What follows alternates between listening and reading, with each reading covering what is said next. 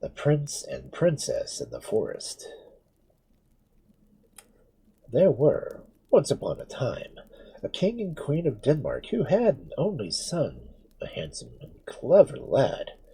When he was 18, his father, the old king, fell very ill, and there was no hope that he would ever again become well.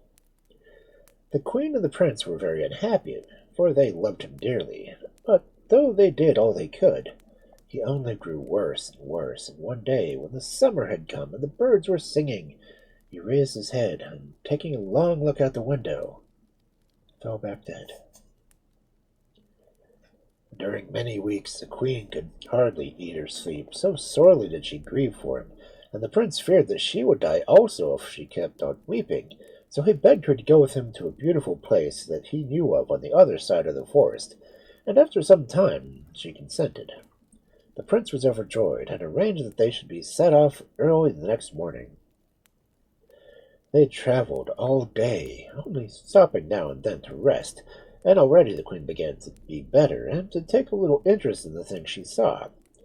Just as evening was coming on, they entered the forest. Here it was quite dark, for the trees grew so close together that the sun could not shine through them, and very soon they lost the path, and wandered helplessly about, wondering what they should do. "If we sleep in this dreadful place," said the queen, who was tired and frightened, "the wild beasts will eat us." And she began to cry. "Cheer up, mother," answered her son. "I have a feeling that luck is coming to us." And at the next turning they came to a little house, and in the window of which a light was burning. "Didn't I tell you so?" cried the prince. "Stay here a moment, and I will go and see if I can get food and shelter for the night." And away he ran so fast as he could, for by this time they were very hungry, and they had brought very little food with them, and had eaten up every scrap. When one takes a long journey on foot, one does not like to have too much to carry after all. The prince entered the house and looked about him, going from one room to the other, but seeing nobody and finding nothing to eat, at last he was going to go sorrowfully away, but he caught sight of a sword and a shirt of mail hanging on the wall of an inner room, with a piece of paper fastened under them. On this paper was some writing, which said that whoever wore this coat and carried the sword would be safe from all danger. The prince was so delighted at this sight that he forgot how hungry he was, and instantly slipped on the coat of chain armor under his tunic, and he hid the sword under his cloak, for he did not mean to say anything about what he had found. Then he went back to his mother, who was waiting impatiently for him. "What have you been doing all this time?" she said angrily. "I thought you might have been killed by robbers." "Oh, just look around," he answered, "but though I searched everywhere, I could find nothing to eat." "I'm very much afraid that this is a robber's den," said the queen. "We had better go on, hungry though we are." "No, it isn't, but still, we had better not stay here," replied the prince, "especially as there is nothing to eat. Perhaps we will find another house." They went on for some time until, sure enough, they came to another house, which also had a light in the window. "We'll go in there," said the prince. "Oh, no, I'm afraid," cried the queen. "We shall be attacked and killed. It is a robber's den, I'm sure of it." "Yes, it looks like it, but we can't help it," said her son. "We have had nothing to eat for hours, and I'm nearly as tired as you." The poor queen was, indeed, quite worn out. She could hardly stand for fatigue, and, in spite of her terror, was half anxious to be persuaded. "And there's going to be a storm," added the prince, who feared nothing now that he had the sword. So they went into the house, where they found nobody. In the first room stood a table laid with a meal, with all sorts of good things to eat and drink, though some of the dishes were empty. "Well, this looks nice," said the prince, sitting down and helping himself to some delicious strawberries piled on a golden dish, and some iced lemonade. Never had anything tasted so nice, but all the same it was a robber's den, and they had come to, and the robbers, who had only just dined, had gone out into the forest to see whom they could rob. When the queen and the prince could eat no more, they remembered that they were very tired, The prince looked about until he discovered a comfortable bed with silken sheets standing in just the next room. "You go into the bed, mother," he said. "I'll lay down by the side. Don't be alarmed. You can sleep quite safely till the morning."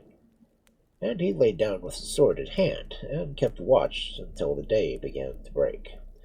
Then the queen rose, and she said she was quite rested, and ready to start again. "First I'll go into the forest and see if I can find a road," said the prince.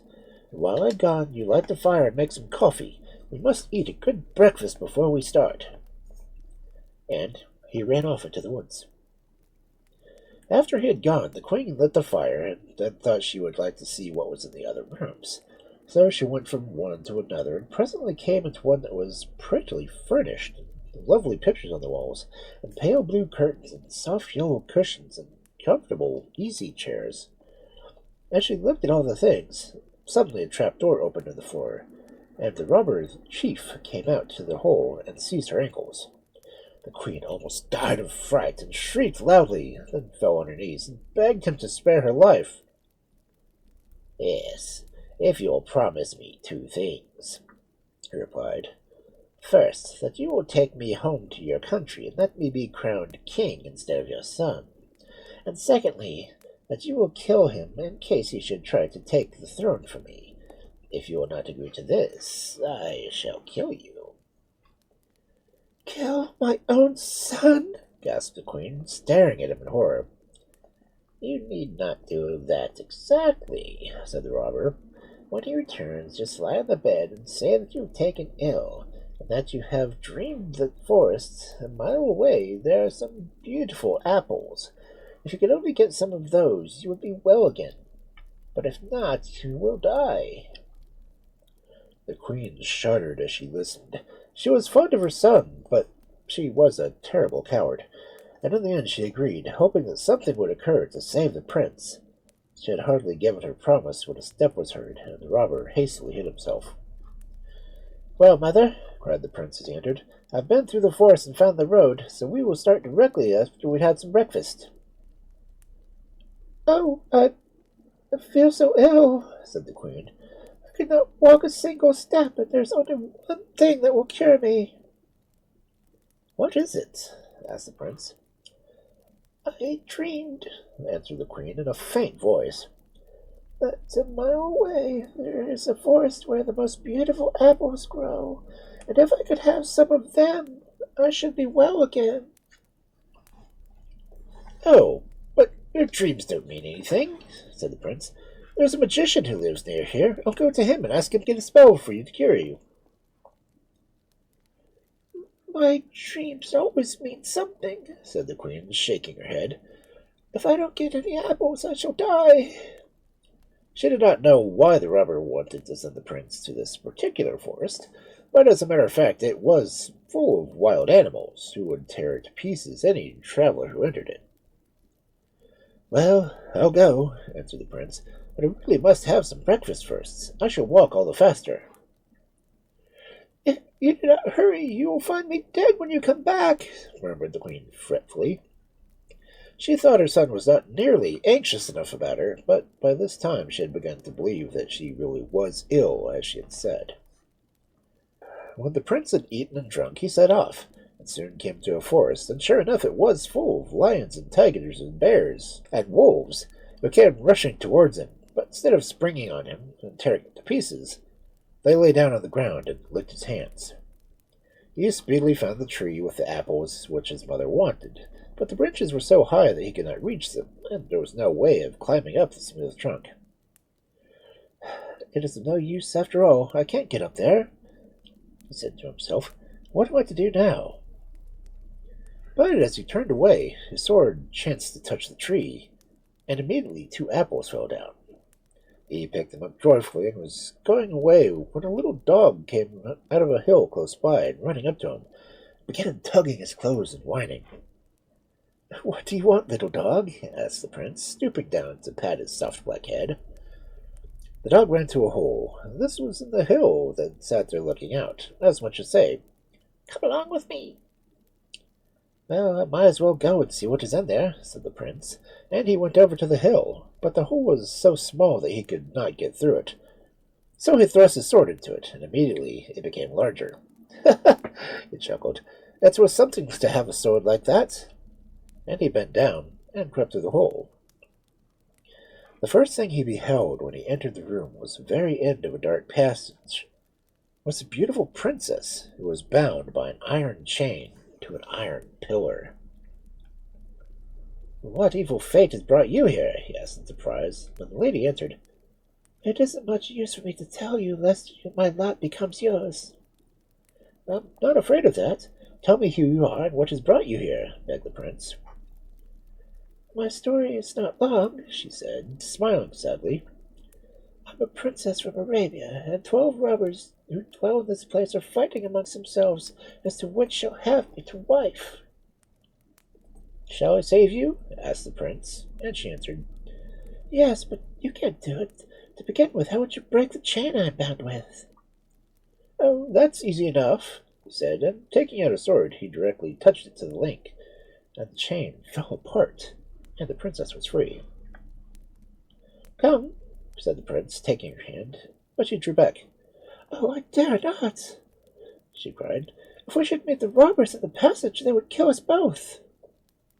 "Not they," said the prince, brandishing his sword. "But how long have you been here?" he added quickly.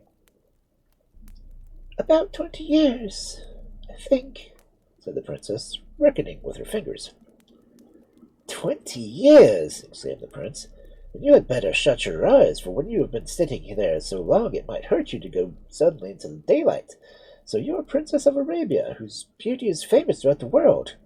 I, too, am a prince." "Will you not come back to Arabia and marry me, now that you have saved my life?" asked the princess. "Even if my father is living still, he must be old, and after his death you could be king." "No," replied the prince, "I cannot do that. I must live and die in my own country, but at the end of the year I will follow you and marry you." And that was all he would say. Then the princess took a heavy ring from her finger and put it on his. Her father's and her mother's names were engraved on it, as well as her own. She asked him to keep it as a reminder of his promise.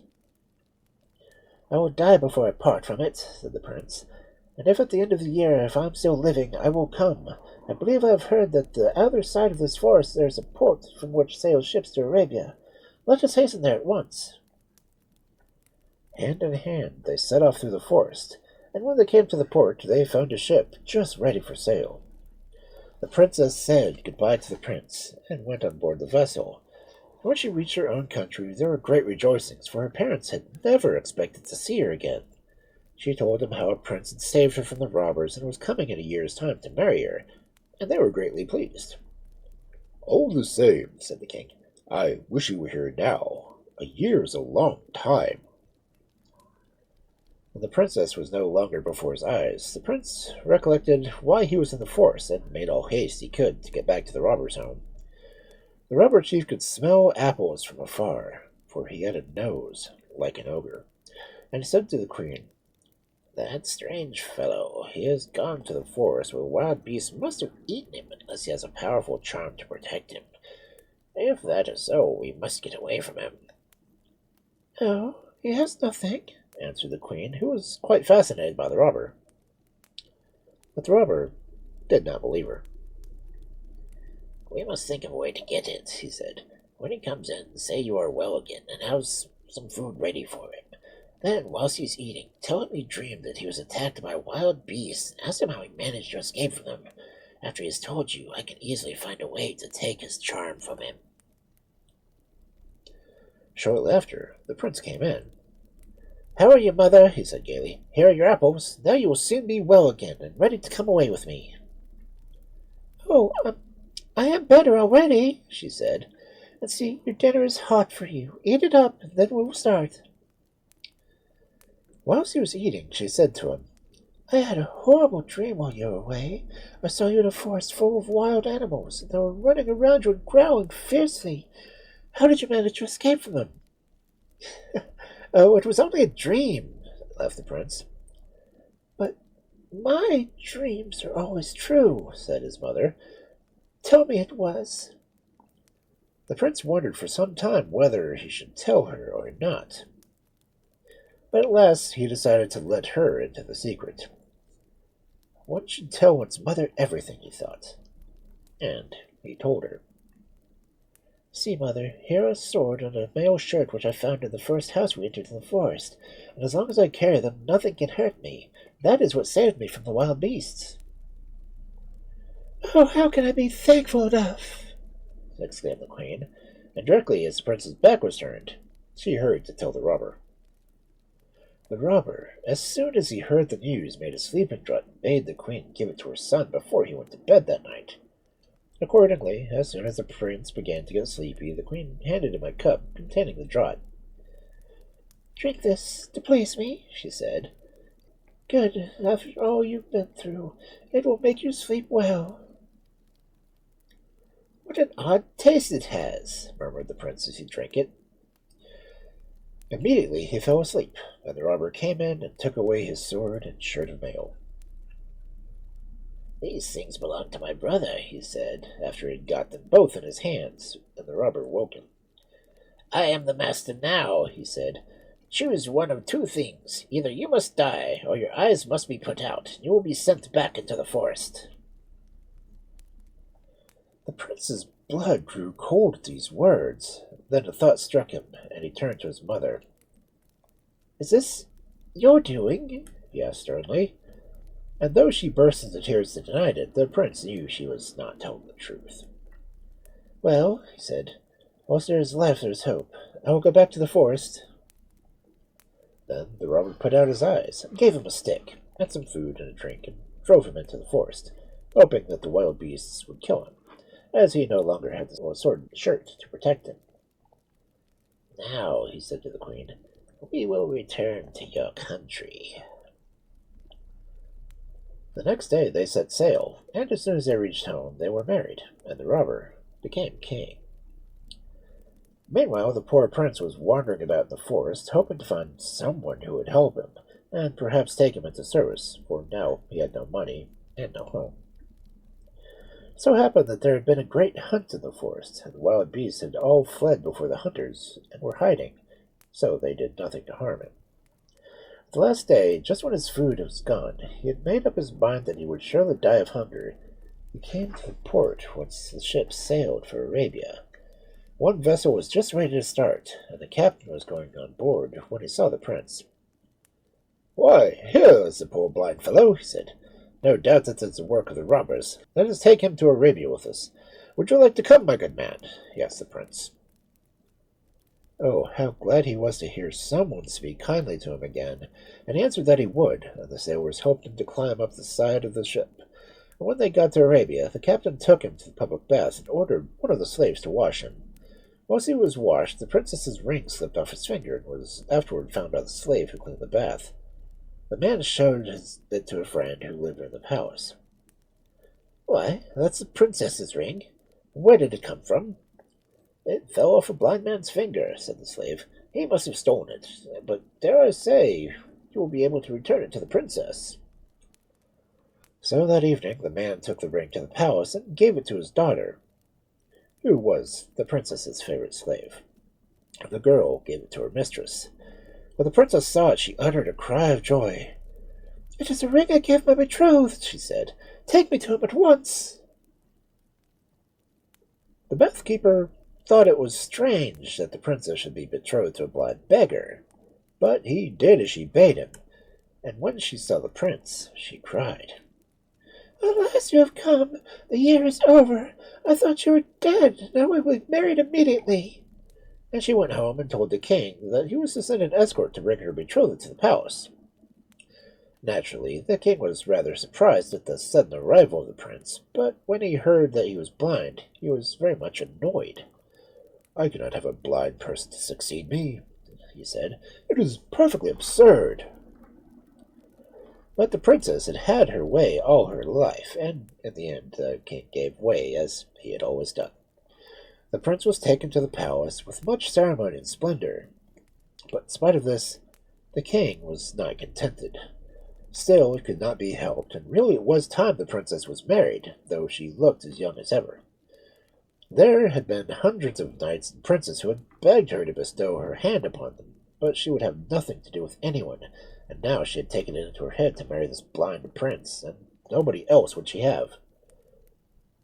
One evening, as it was fine, the prince and princess went into the garden and sat down under a tree. Two ravens were perched on a bush nearby, and the prince, who could understand bird language, heard one of them say, "Do you know that it is Midsummer Eve tonight?" "Yes," said the other. "And do you know that the part of the garden which is known as the Queen's Bed?" "Yes." "Well, perhaps you don't know this, that whoever has bad eyes or no eyes at all shall bathe his eye sockets in the dew that falls there tonight, because then he will get his sight back. But he must do it between 12 and 1 o'clock.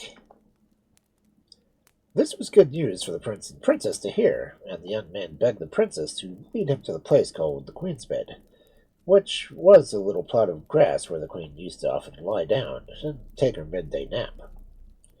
Then, between 12 and 1 o'clock, he bathed his eyes with the dew that was falling there, and he found that he could see again as well as ever. "I can see you," said the prince and princess, gazing at her as he had never seen anything before. "I don't believe it," she answered. "Well, go and hang your handkerchief on a bush, and I will find it at once. You must believe me," he said. And so she did, and he went straight to the handkerchief.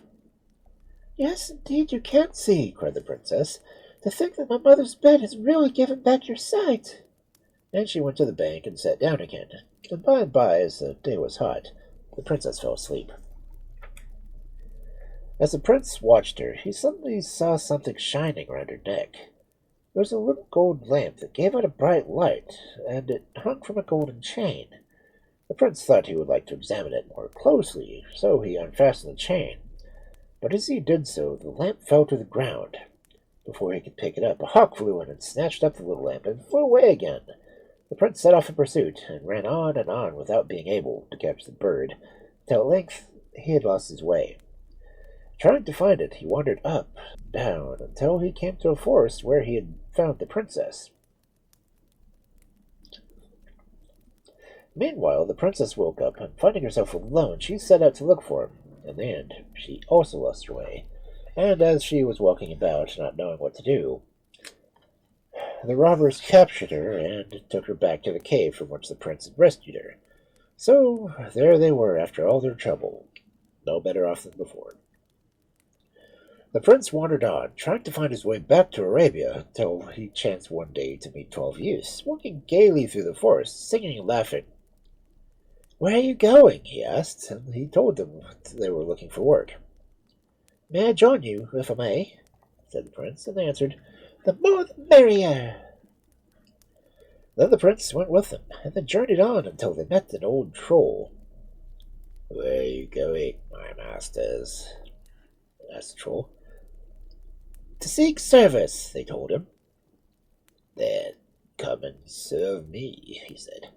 "There will be plenty to eat and drink, and not much work to do, and if at the end of the year you can answer 3 questions, I'll give each of you a sack of gold. Otherwise, you'll be turned into beasts." The youths thought this sounded easy enough, so they went home with the troll to his castle.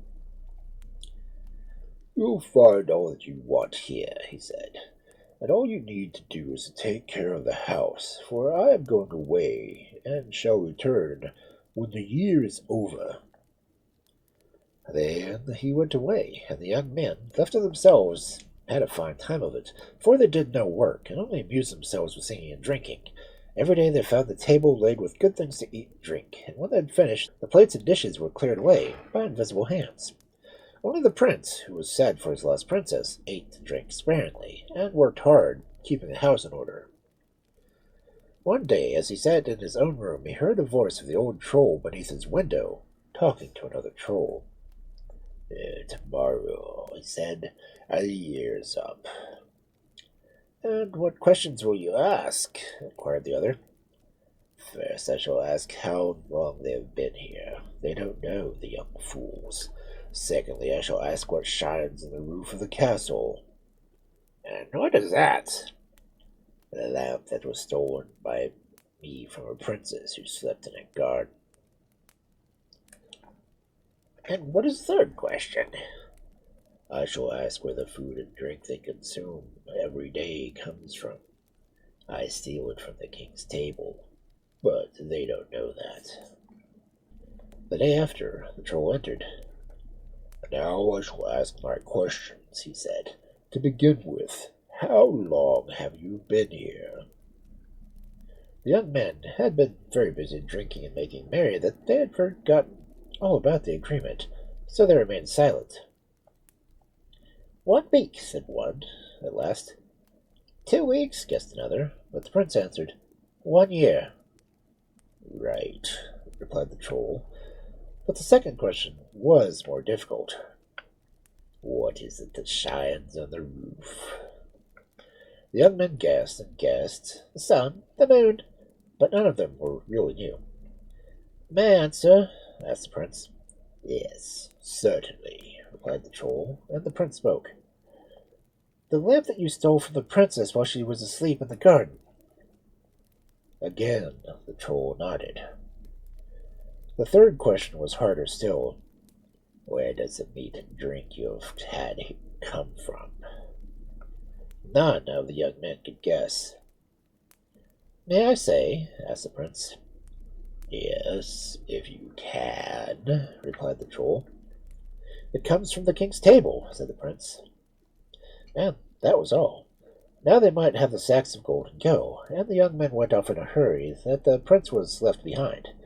Presently they met an old man who asked for money. No, we haven't got any, they answered. So they hurried on, and by up came the prince. Has your lordship a piece of money for a poor old man? Asked the old fellow.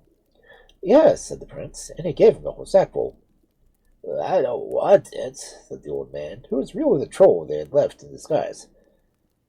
But since you're so generous, here's the princess's lamp, and the princess herself is in the cave where you found her. But you're going to have to save her again without the magic sword. And I don't know how. When he heard that, the prince knew where he was, and he was the beginning of a rescue. So he disguised himself to look like a peddler and traveled on until he reached his own city, where his mother, the queen, and the robber chief were living. They went into a goldsmith shop and ordered a great number of kitchen pots to be made out of pure gold. That was not an order the goldsmith had every day, and things were ready at last, the saucepans and kettles and gridirons, all of pure gold. Then the prince put them in his baskets and went up to the palace, and asked to see the queen. Directly she saw the wonderful gold pots and pans, she came out at once, and began unpacking the basket and admiring the things. She was so absorbed in them that the prince soon found an opportunity to steal into the bedroom, and take the sword and shirt, which were hung there, and go back without his mother having even noticed his absence. The things are all beautiful, she said. How much would you take for them? Name your own price, your majesty, answered the prince. I really don't know what to say, said the queen. Wait till my husband comes back. Men understand such things better, and then, as you are a stranger, he would like to have a chat with you a little. The prince bowed and waited silently in the corner. Soon after, the robber returned. Come and see these lovely gold saucepans, cried the queen. But as the robber entered the room, the prince touched him with a magic sword, and he fell to the ground. Perhaps you know me, mother, the prince said, taking off his disguise. You had better repent for all the wrong you have done me, or your life will be short. Oh, have mercy, she cried. I could not help it. I was so frightened. And the prince had mercy, and ordered the wicked king to be stripped of his fine clothes, and to be driven into the forest, where the wild beasts tore him to pieces. The queen he sent to her own country, and then he set off to the cave where the princess was sitting chained as before, and with the help of the magic sword he again rescued her without any difficulty. They soon reached the port and set sail for Arabia, where they were married, until they died. Long after a while, they reigned happily over both countries.